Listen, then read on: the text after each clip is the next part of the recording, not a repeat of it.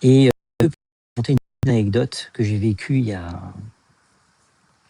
Allez, on va dire une petite semaine. Ça concerne les constructions neuves.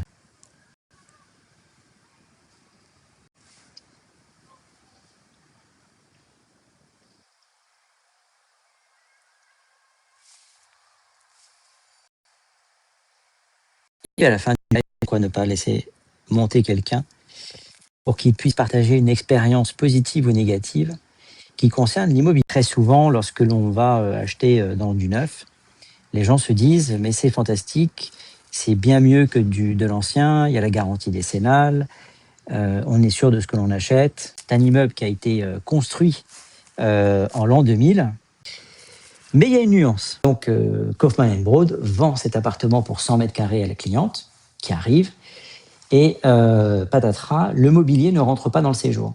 Alors elle s'adresse surtout à ceux qui pensent qu'en achetant dans du neuf, vous êtes vraiment protégé. J'ai une question, pourquoi on n'adopte pas de plus en plus le paiement à l'année des loyers? Qu'est-ce que ça veut dire d'adopter un paiement à l'année des loyers? Mais trouver un locataire qui a la possibilité, c'est mieux.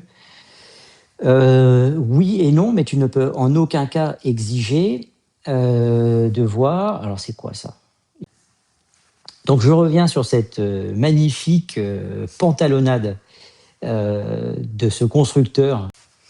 Alors, donc cette petite anecdote, je vous la redonnerai plus tard. Et si vous avez des questions, n'hésitez pas. Et puis, Loïc, c'est une question. Est-ce toujours intéressant d'acheter maison à crédit maintenant avec la crise?